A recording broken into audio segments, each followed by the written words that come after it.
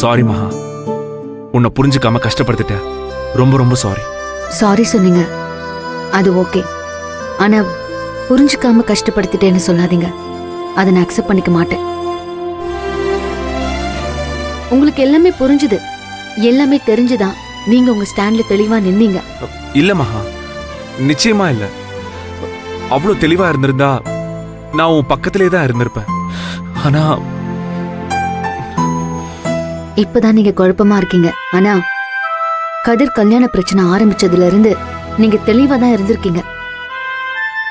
ஆனா நீ செய்யறதெல்லாம் தப்புன்னு நீங்க எங்கேயும் எப்பவும் சொல்லவே இல்ல. மேக்னா தப்பானவளா இருந்தாலும் பரவாயில்ல, இந்த குடும்பத்துக்காக நீ போராட தேவையில்லைன்னு சொன்னீங்க. அதனால தானே ஒவ்வொரு தடவையும் என் மேல கோவப்பட்டீங்க. அப்போ நான் என்ன செய்யறேன்னு தெரிஞ்சுதானே எனக்கு எதிரா நீங்க நின்னீங்க. மகா, நீங்க என் மேல கோவப்பட்டீங்க, என்ன திட்டினீங்க, என்ன அடிச்சீங்க.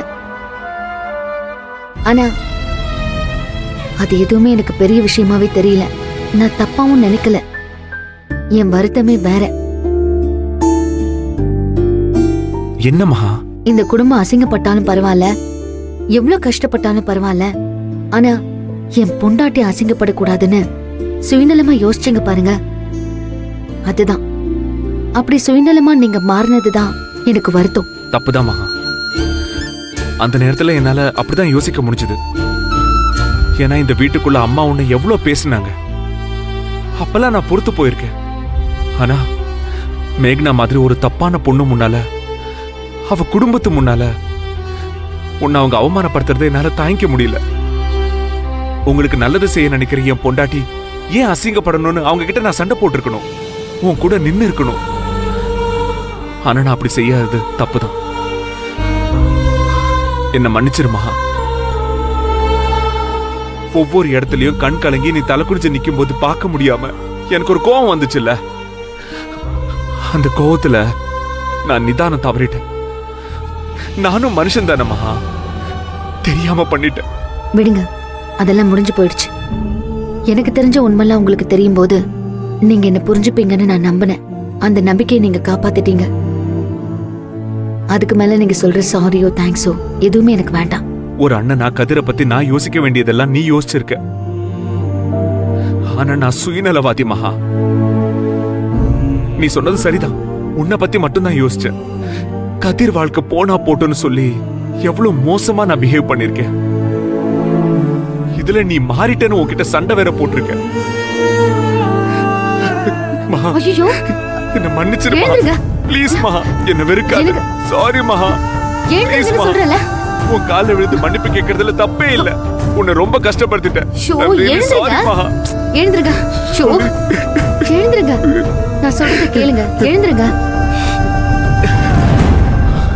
நீங்க ஏன் அப்படிலாம் நடந்துக்கிட்டீங்கன்னு நீங்க சொல்லாமலே எனக்கு தெரியும். எனக்கு உங்க மேல ஒரு கோவமும் இல்ல. உங்களால என்ன வெறுக்க முடியாதுன்னு எனக்கு தெரியும். அந்த நம்பிக்கை மட்டும்தான் என்ன ஓட வச்சது. இப்ப அந்த நம்பிக்கை ஜெயிச்சதை நினைச்சு எனக்கு சந்தோஷமா இருக்கு.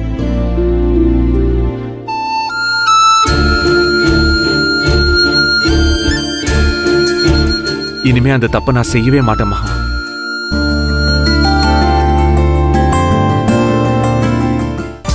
இனிமே செய்யறதெல்லாம் இருக்கட்டும், பேசிக்கிட்டே சார் இப்ப என்ன பண்ணிட்டு இருக்கீங்க? செஞ்ச தப்புக்கு பரிகாரம் பண்ணலாமேன்னு. ஓஹோ, தப்பையும் நீங்களே பண்ணிட்டு பரிகாரத்தையும் நீங்களே முடிவு பண்ணுவீங்களா? அங்க கதிரும் அகிலாவும் தாலி கட்டிட்டு தனித்தனியா இருக்காங்க. அவங்க செஞ்ச தப்புக்கு அதான் பரிகாரம், அதனால அப்படி இருக்காங்க. ஓஹோ, முதல்ல செஞ்ச தப்புக்கு தண்டனை, அதுக்கப்புறம் தான் இந்த பரிகாரம். தண்டனையா? ஏ மகா, நான் பாவம் இல்லையா? இல்ல, உங்களுக்கு எல்லாம் இதே வேலையா போச்சுல.